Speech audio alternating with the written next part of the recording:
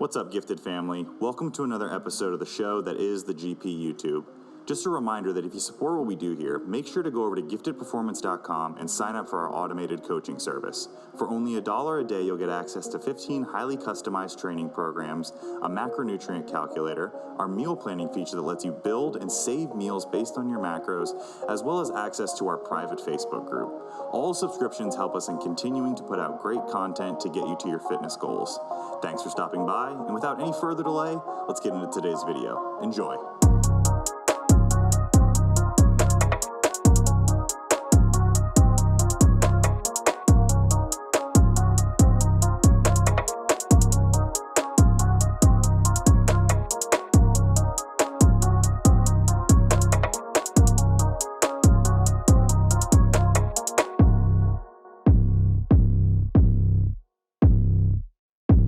Welcome back, guys. Another episode of the GPP, the Gifted Performance Podcast, where we give you the information and practical takeaways to improve your own general physical preparedness. Today, we are talking sports nutrition with none other than the author of Sticky Note Sports Nutrition himself.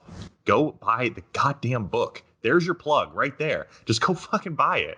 Mr. Broderick Chavez. Broderick, how are you? And I'm well. Good. Gentlemen, Paul. Hi. And Cameron Sheik. And we've got Ava in the back. Ava, what you doing back there? Licking your butthole? Doing a little butthole licking? No, just a little scratching. Never a bad time for grooming. Never a bad time for grooming. We'll probably see her throughout the podcast scooting her little asshole across the carpet. It'll just be going back and forth. It's called self-care, Paul. Think about it. Well, based on the conversation before the camera was rolling, that could be any one of us. So the fact that it's playing out the way it is probably best case. Broderick mentioned, Broderick, you promised you wouldn't bring it up. All right, so Broderick, what are the latest happenings? It's been months since we've had you on. What are the new projects looking like outside of the book? We will talk about the book, but what's been going on in your world? Staying busy in Rhode Island? I always forget. I'm in Delaware. Pretty easy to miss, but I'm about 200 kilometers east of Washington, D.C. and about 200 kilometers south of Philadelphia, right on the coast. What is going on? Well, you mentioned the book and you said we talk about the book, but the reality is there is something about the book you're probably not aware of is each quote book is really a chapter in the slowly forthcoming opus. So the nutrition quote book is really meant to be just a chapter in a grander book, which I'm working on. All the various, the HRT, TRT, chapters forthcoming, and then an actual chapter on AAS and a chapter on ancillary drugs and et cetera. So there's a lot of additional work just in the book coming. And I guess really with me, the big news is, just the athletes I manage. The world is a shit show right now. So, the Tokyo Games are on again, off again, in flux. The Arnold Classics are postponed to the fucking end of time. So really, the big news is there momentarily is no fucking news. That's kind of the big news. Yeah, it's kind of depressing. Now, a random question that I had for you, just because I'm curious. When you sit down to write a chapter, a book, a section, what does your process look like? How do you actually go about putting words on paper? Because everyone's got kind of a different way that they do things. Well, actually, that's a fucking fascinating question in and of itself. The reality is, the sticky note concept came about an entirely different way. I have a staggering propensity. I mean, this is just my trash pile.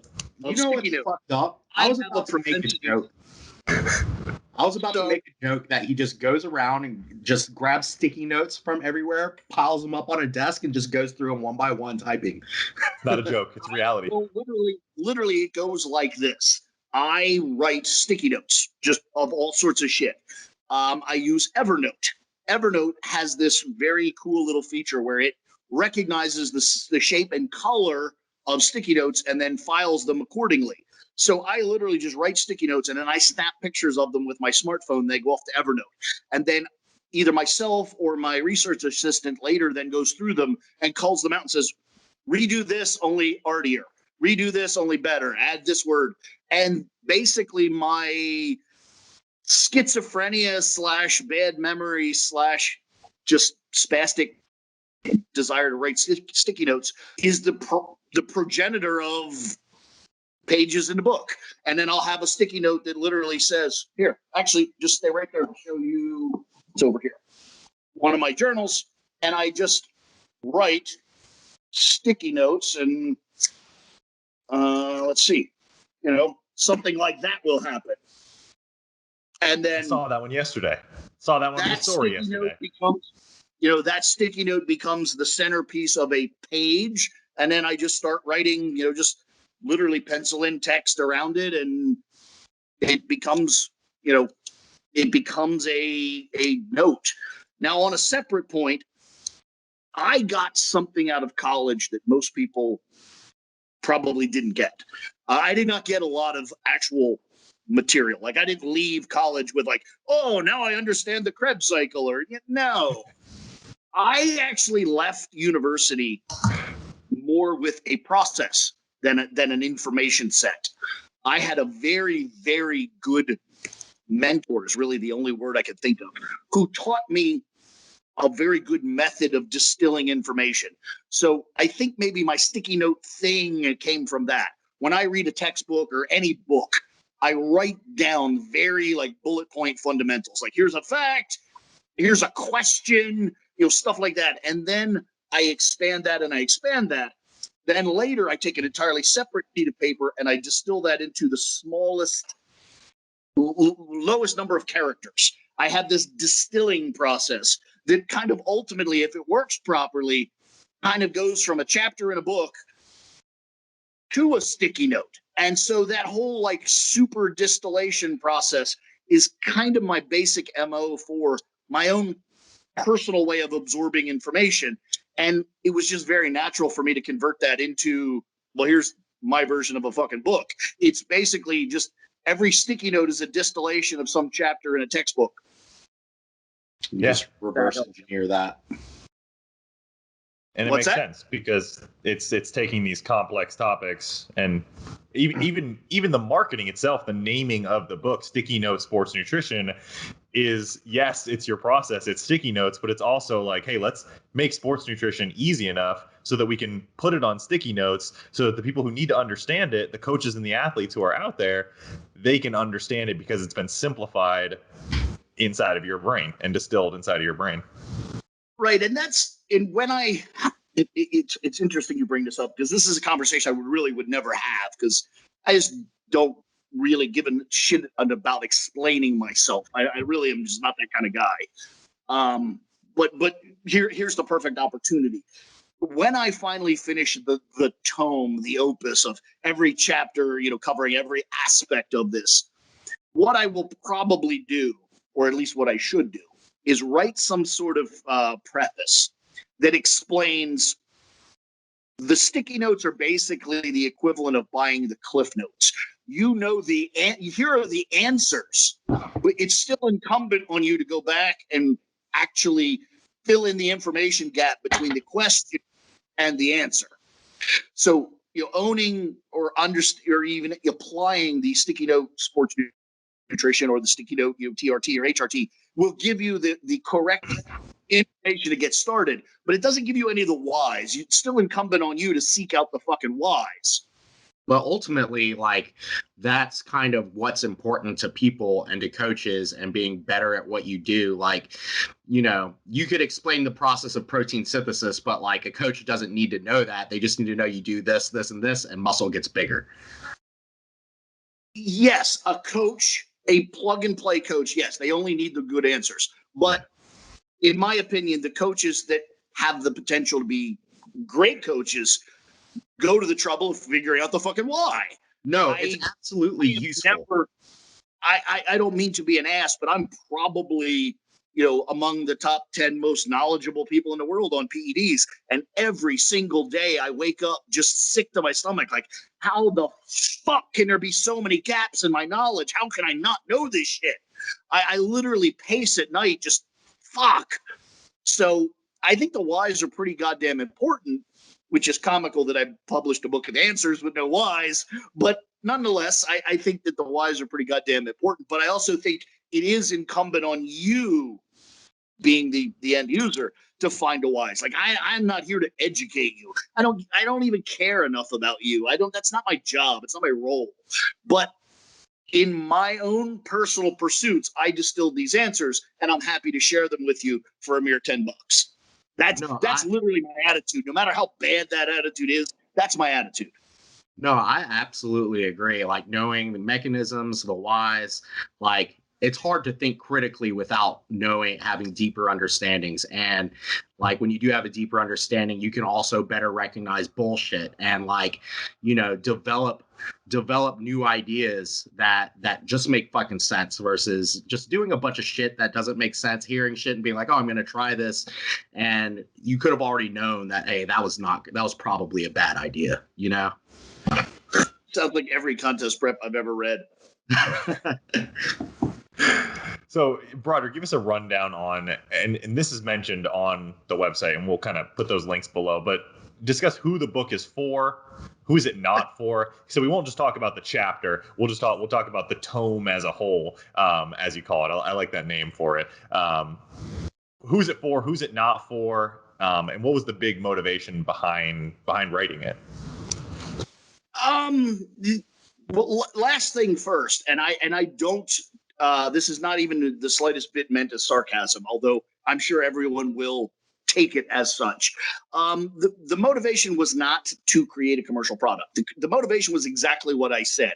I have this process of distilling things down to the most simplistic form, and I did that in enough different categories and vectors and areas that people became interested in that, in the notes, in the material that I've collected, to the point where people just literally started offering me money for it. Like, I just want that. Just sell me that. Like, let me have access to your Evernote folder, and I'll give you this money.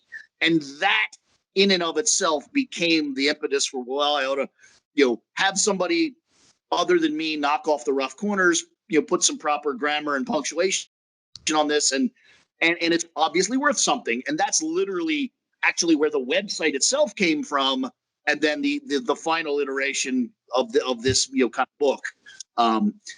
That's where it came from. As far as who it's for, it's literally for that person that wants the correct answers, or at least to the best of my understanding and the best of my available abilities to supply, with the least amount of obfuscation, marketing, and bullshit. It is just the correct answers. That, nothing more. No pomp, no circumstances, very little explanation. It's not for the fucking show me the study assholes. All of Menno Henselman's people can get syphilis and die. I don't have a paper one in this book. Fuck them. Okay? If they want to find a paper, they can spend their own energy to find a fucking paper that supports it. But rest assured, when they finally look up the information, there will be a paper, because it's the correct fucking answer. I think that just comes with understanding the mechanisms of what we're talking about. Like, with your background in biology, you understand what is happening in the human body. You don't need a paper to tell you that, because it happens every single time. It happens that way. Are there outliers? Sure. But most of the time, unless you're 3 standard deviations out from the mean, this is what's going to happen when you do this, right? It's inputs and outputs. Yep.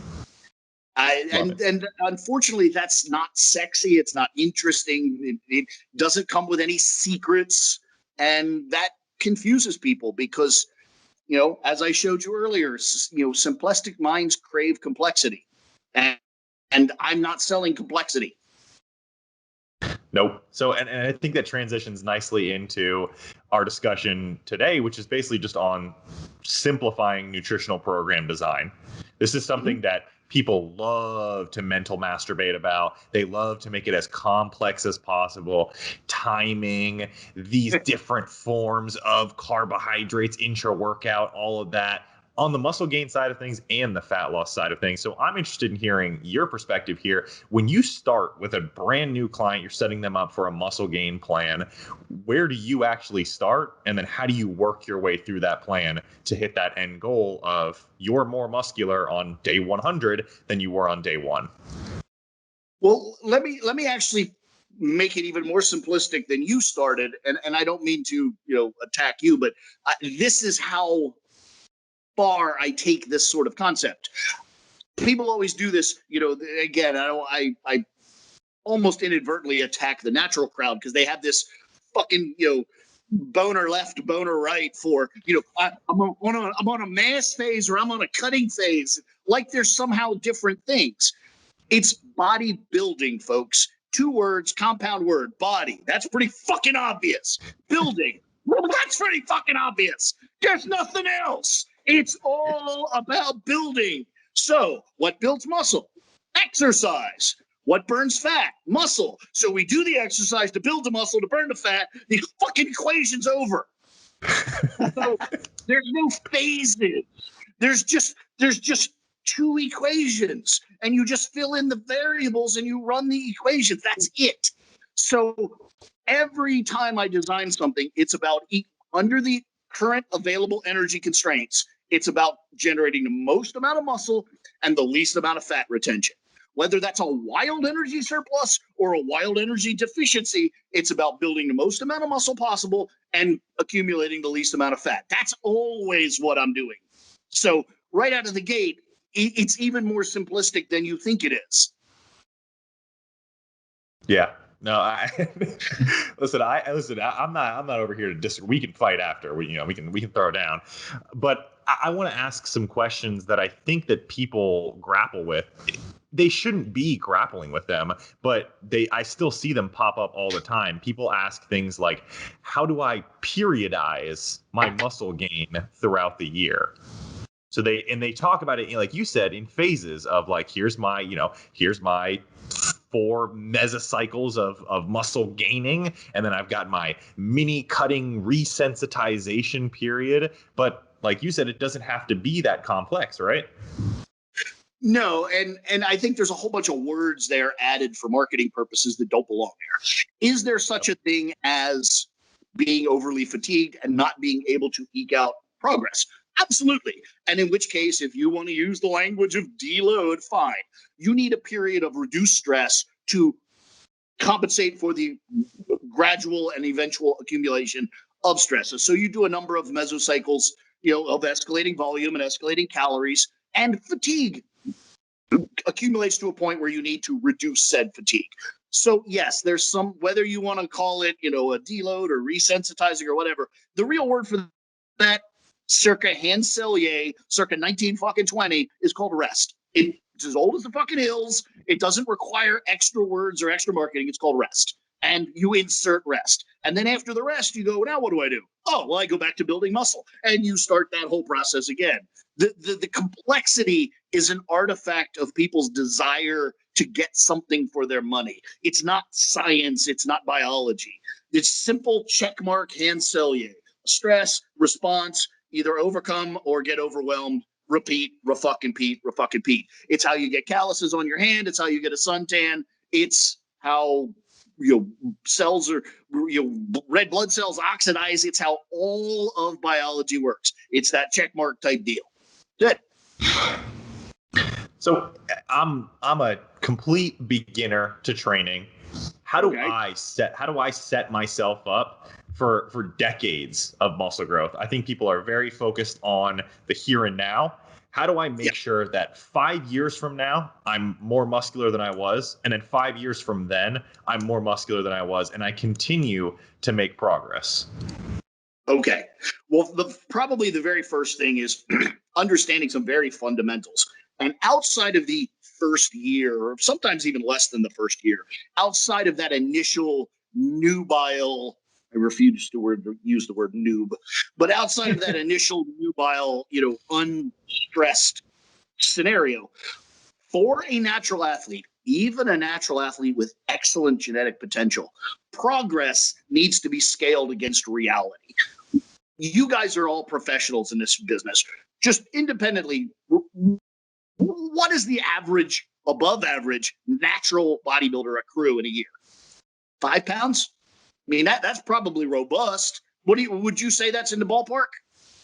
I think that first year maybe a little more, but it tapers down. I'd say over a career. Huh?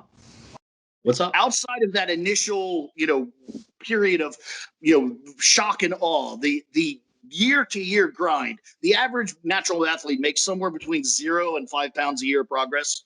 That seem reasonable? Yeah. All right. Let's just ballpark call that 3 pounds. Okay. That's how you, first of all, that's your expectation. So you go, all right, what should I weigh 10 years from now? The answer is maybe 30 pounds more than you do now. So once you put that in place, everything else falls into place. What's wrong with this whole bulk and cut and all this bullshit is that demographic is comparing themselves to a demographic that has legitimate store-bought superpowers. And yes, myself and Ronnie Coleman and other people can gain 30 pounds in 10 weeks, but a natural athlete can't. And so they kind of conflate the realities and basically just alternate getting fat and getting skinny and calling it progress. If you really just want to get linear escalations in muscle mass, you need to move your expectations closer to that 2 pounds a year.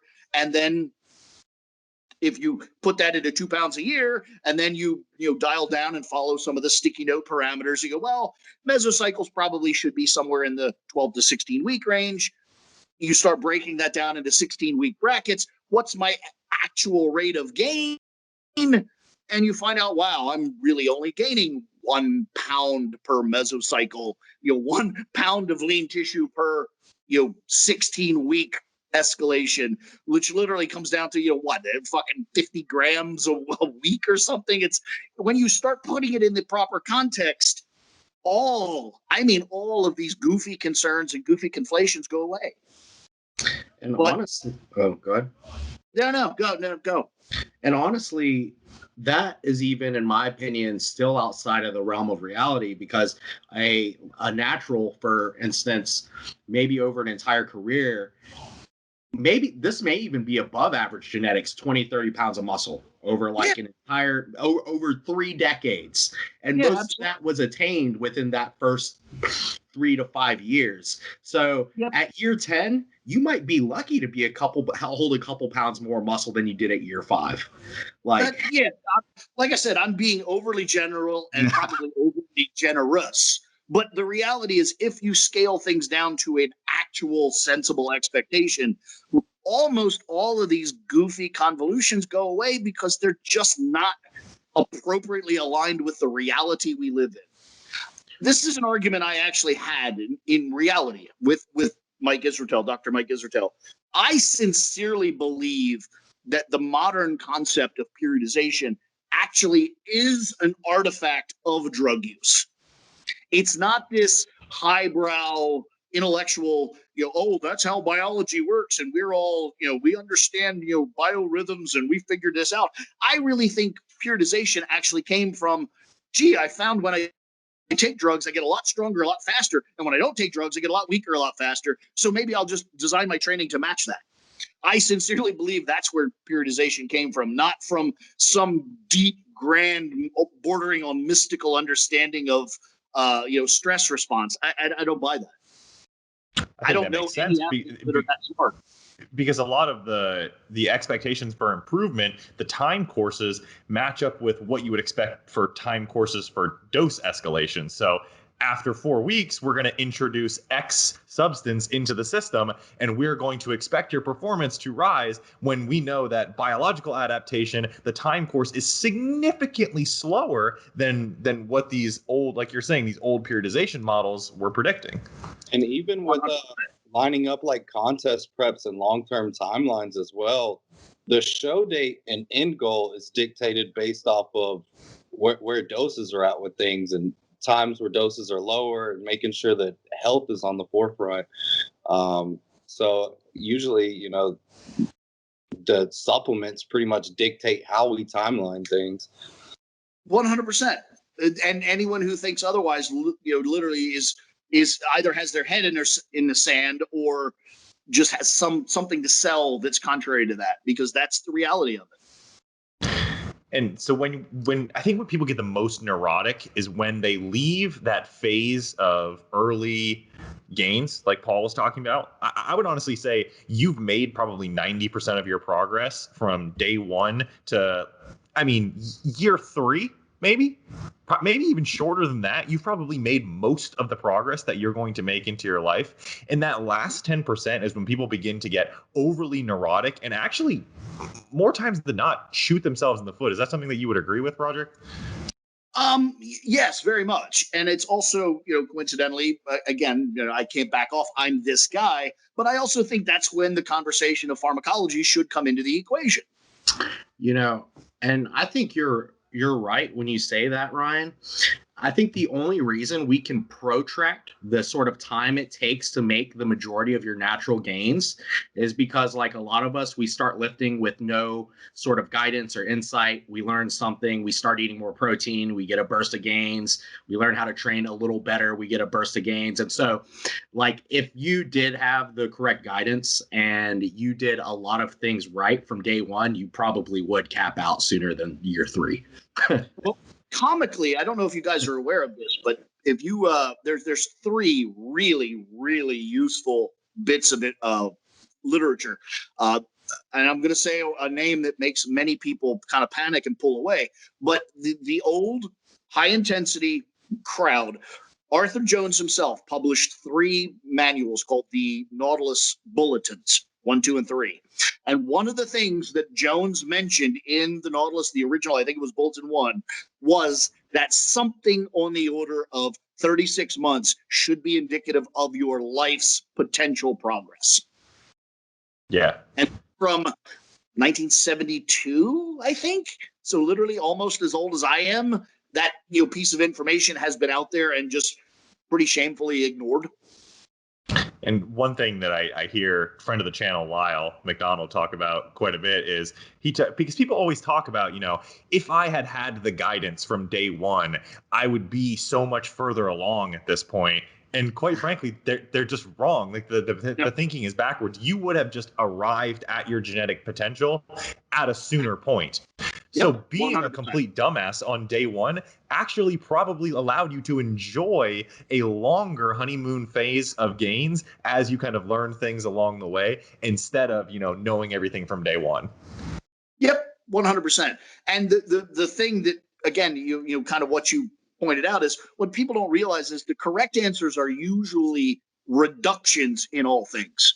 And it would literally, starting quote properly would literally just make it almost unexciting and uninteresting in my opinion. Yeah. I mean, how many of your favorite lifting stories are from when you first started and you were just doing the dumbest shit you could think of? 100%. Now, admittedly, pretty much all of my stories involve drugs, but even still, I did some really, really terrible shit. Like just awful, just bad beyond explanation. I mean, I literally, we literally had a deadlift bar in our residence, in our living area, and we would literally just load 500 pounds on the bar and do like 2 reps every 15 minutes for all waking hours, like shit like that, like just the most absurd things that humans can do. But it was hysterical. It was fucking hysterical. Yeah. So that's we talked muscle gain. Let's flip it.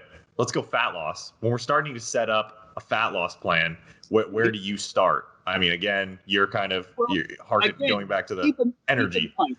Keep in mind, outside of legitimate contest prep, and I'm not trying to either besmirch nor elevate to some crystalline castle, but contest prep, people throw that word around so fucking casually. The reality of the number of people on this planet that lift weights and enjoy the bodybuilding lifestyle, the actual number of people that ever need to even know anything about contest prep is a fucking such a small decimal point. It might as well not be in the conversation.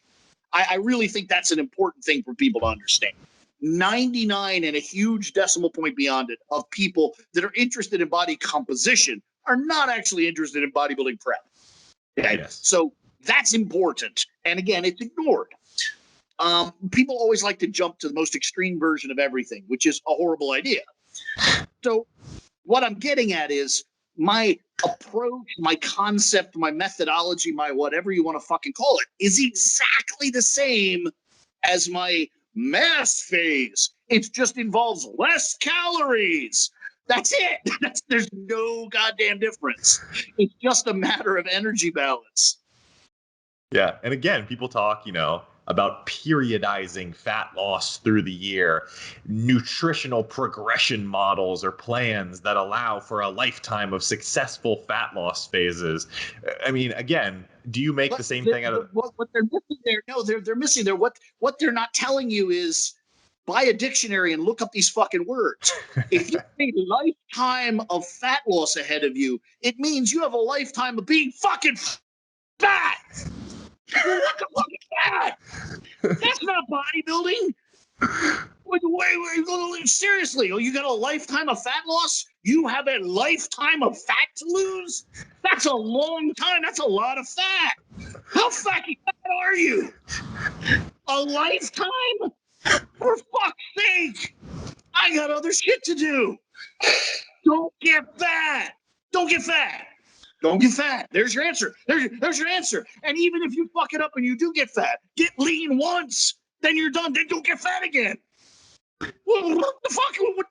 What is this? What is this? Like, look these words up. Write it down and read it to yourself. What the fuck did you just say? A lifetime of fat loss? A fucking woolly mammoth doesn't have a lifetime of fat loss. Even they died of fucking hunger. What the fuck is a lifetime of fat loss? That's insanity. But I know that you've seen it, and I'm sure that when you see it, fucking eyelids drooping. For fuck's sake. But it gives me a similar, admittedly, a little smaller stroke when I see people talking about this stuff as well. They talk about, how am I setting myself up successfully for fat loss phases down the line? But your point, which is a very salient one, is you lose the fat once, and then what do, Broderick? Gain muscle. Since muscle is the only thing in the human body that metabolizes fat, having more muscle might come in handy down the line. Yes. Thank you. Good God. I need these things answered in my life. So when you are transitioning, so we finished our lifetime of fat loss, Broderick, and now we're transitioning over into that post-dieting phase. And this is something that Lyle talks about a lot. Not getting fat in that post-diet, that post-fat loss phase. What does that look like for you? How do you make that transition for your athletes going from more of a fat loss focus moving over? Okay. All right, let's jump ahead to an actual contest prep, which again, I said is the most extreme version, and again, doesn't apply to almost anyone. But we've dieted down to, 30 millimeters over 9 sites, literally low single-digit body fat percentage, 5% or something. Although percentages really start to break down at those numbers, but that's why I typically reference millimeters. I use a Perillo 9 site, but you can use whatever. Fucking Jackson Pollock, anything, I don't care. 9, I use 9 sites. Most people in reasonable shape can see their abs, that kind of thing. That's, 70 or 80 millimeters over 9 sites. Contest prep, IFBB Pro, 28 or 30. 30 is a good target. So we're there. So now, this is where, seriously, you're going to have moments of confusion.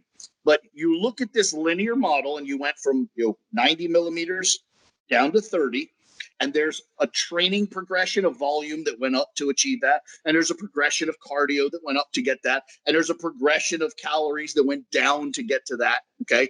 And a progression of added pharmacology layers to get to that. Here's what you do, okay? So you've got this escalation, going this way and this way to a target, okay? Map here. So you've got this. Okay. All right. Wait for it. Over. And now it goes this way. You just turn it over. So you took the last move you did was to take 50 calories out. You put them back. And then the week before that, you took 50 calories out, you put them back. And you linearly escalate in the almost identical fashion to the linear de-escalation. You do the same thing with the pharmacology. You do the same thing with the training volumes. And lo and behold, you don't get fat. And the reductions in stresses and the escalation in substrates manifests in slow, measurable, incremental forward progress. I've got a question for you. When you have someone exiting out of a contest prep, and I know you don't like to put little titles and words on things, but I'm sure you've heard of a recovery diet, correct? No. I stick my fingers in my ears. I don't know. No. It's essentially adding what? Anywhere from 7 to 10.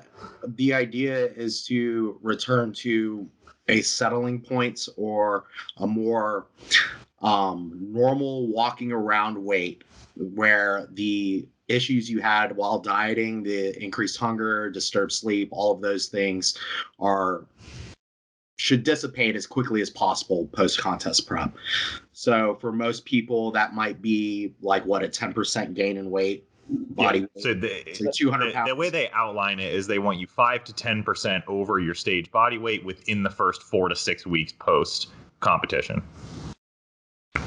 And I think a lot of that comes from the sex hormone side of things as well.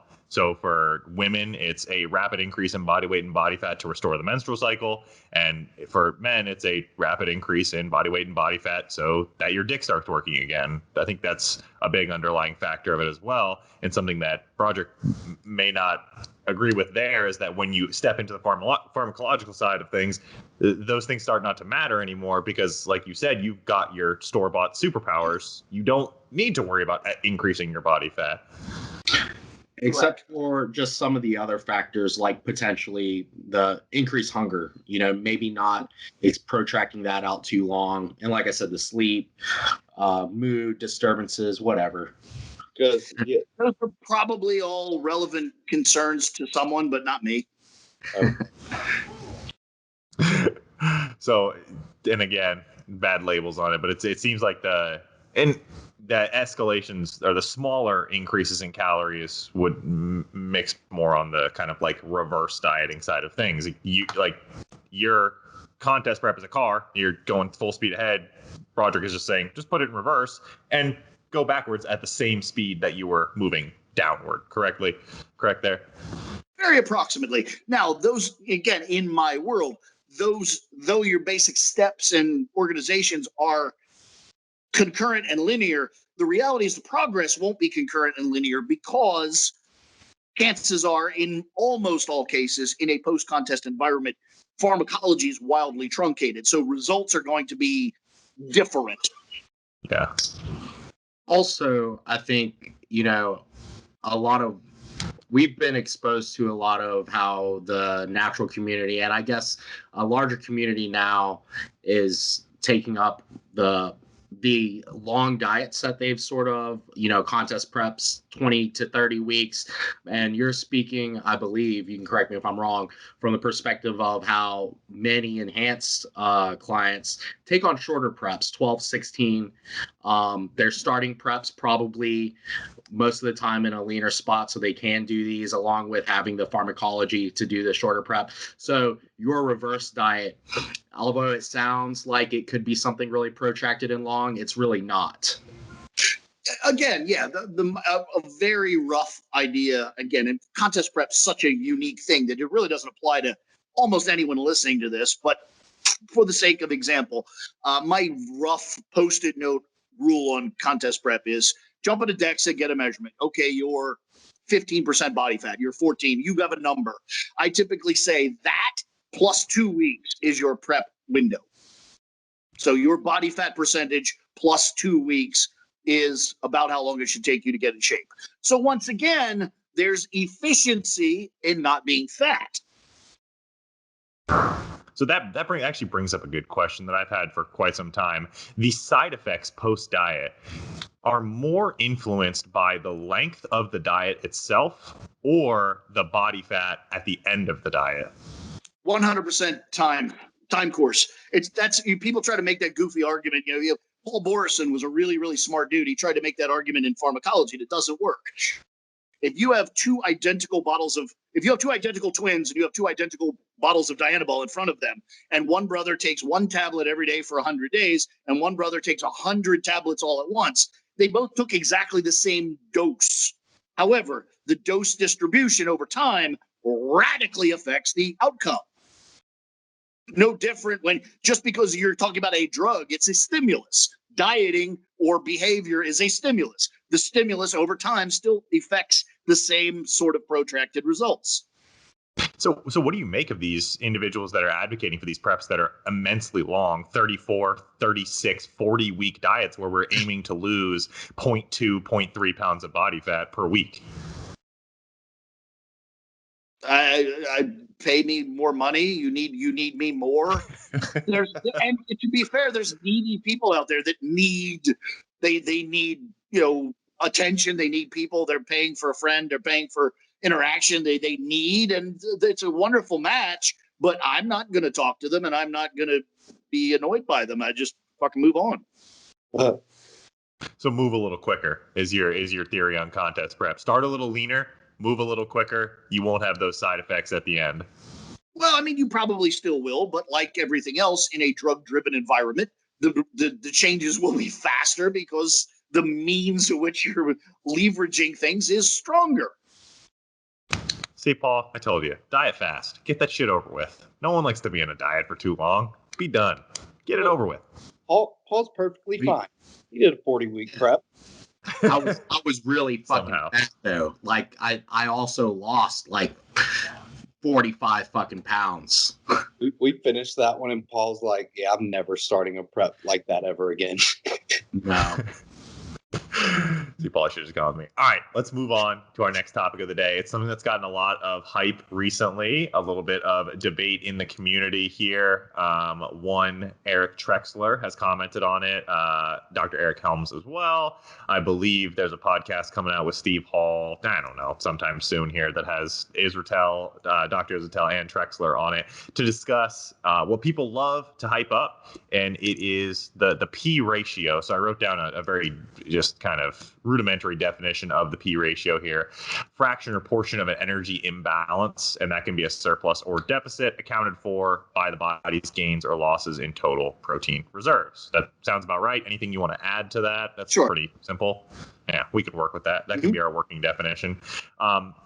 So, Roger, question for you, because people are increasingly obsessed with this number, and I see it appear more and more now, how much stock should we really be placing in optimizing the P ratio? How do we optimize the P ratio? And then how much should we worry about that in terms of utilizing semi-frequent mini cutting phases, keeping body fat on the lower side, keeping insulin sensitive, all that?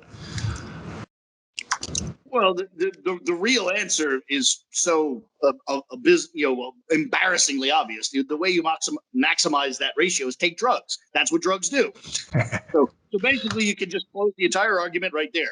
The application of synthetic androgen maximizes protein retention, therefore maximizes muscle retention, therefore minimizes fat gain, therefore maximizes your P ratio. The conversation's over.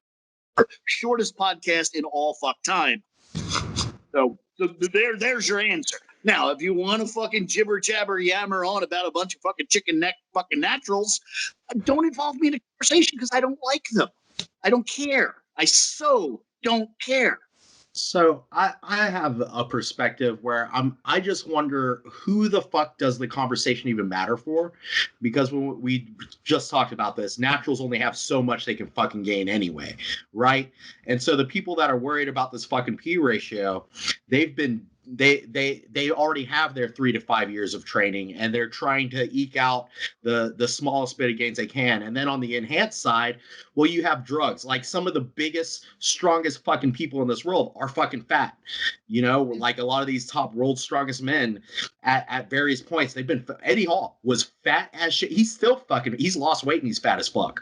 Like, to me, it's just an insanity. Like, again, distill this down to the post-it note concept. If you are a natural athlete, what variables are available to you? You have your genetics, which are invariable. You can't change them. You have lifestyle, which is mildly improvable, but chances are, to his point, chances are they're already invested in the lifestyle of bodybuilding and therefore essentially maximized. What's left? Some kind of goofy fucking herbal supplement, some kind of nutty ass deer antler or fucking rodent testicle. But beyond that, the only other modular item is the one they're not willing to touch, which is drugs. So what is all the yammering about? What is the conversation? You can only manipulate calories and training volume. Do that. Do that to your heart's fucking content. That's all you got. Yeah, and the conversation is a kind of a conversation, and it's just people driving themselves insane for the sake of going insane. I can imagine that Broderick, your purgatory, your torture is you're a natural bodybuilder, you're obsessed with a P ratio, so you're using 6-week massing mixed in with 4-week mini cutting phases. Every 10 weeks, you're just bouncing the ball back and forth. I'm gonna mass. Oh no, I think I'm 21% body fat and need to be 20 to maximize my P ratio. Is that about hell for you? Probably pretty close. I mean, there would, maybe I'd have to intermit in between workouts, in between my double split. I'd have to do fucking podcasts with fucking natural idiots. That would probably, that'd probably be the only thing worse. We could talk for 20 minutes about protein variety, whether it's better to have casein or whatever other protein they don't understand. Just that would. So putting the people's mind at ease here, your general recommendation is if you are unwilling to enter the world of the enhanced side, you should worry about training. You should worry about eating in a surplus that will maximize muscle gain and minimize fat loss or minimize fat gain. And that's it. That is the end of it. Close the book and shut the hell up. Literally, I would set an upper and lower limit, of whether you use millimeters or percentage or whatever diagnostic modality is available to you. You would say, I don't want to be leaner than 80 millimeters. I don't want to be fatter than 110. And then I would literally have a constant sine wave, like literally every biological function, the pulsatile release of growth hormone, insulin, testosterone, all the precious things all these people talk about. The blood plasma values are a low flat sine wave. That's how I would do that. A low flat sine wave of I would allow myself to accrue a small amount of body fat till I approached whatever I put as my cap. And when I get to that cap, I would pull back on a bit of calories, i.e. carbohydrates, and I would diminish a little bit to give me some of the room. So in a sense, the bulk and cut is a real thing, but it's much narrower and much more protracted, and it's not jammed into bouts of gluttony and starvation. That's called mania. That's not called athletics. I mean, what's the percent difference in terms of muscle gained over a lifetime for an athlete for let's say a male athlete who allows themselves to get to 28% body fat and 25%? It has to be negligible. It just has to be. Not only is it negligible, it might actually be opposite of what people think. It might actually be better. The actual retention of nitrogen might be higher in a fatter individual because a fatter individuals typically has better leverages and therefore can lift greater loads. So I'm not even see, that's the thing is these assholes use this word. This is the buzzword in the natural community is optimized. They're going to optimize everything. They're going to optimize their TRT. They're going to optimize their insulin sensitivity. And the reality is that's a fucking fool's errand because that word is incredibly too inspecific. What are you optimizing? In bodybuilding, in physique-minded sports, whether it's to win a trophy or just to get laid, in physique-minded concepts, the optimization is a trade-off between the absolute most progress you can make in one compartment and your presentation. At some point, you put an upper cap on, I just don't want to be fatter than X because I don't like the way it looks. Or I don't think that the people that should be looking at me don't like it. That's how that works. Yeah, so you're saying that it's more rooted in, people being vain and wanting to maintain a certain aesthetic and then deriving theories around different P ratios, insulin sensitivity, blood glucose levels, as opposed to actually optimizing it.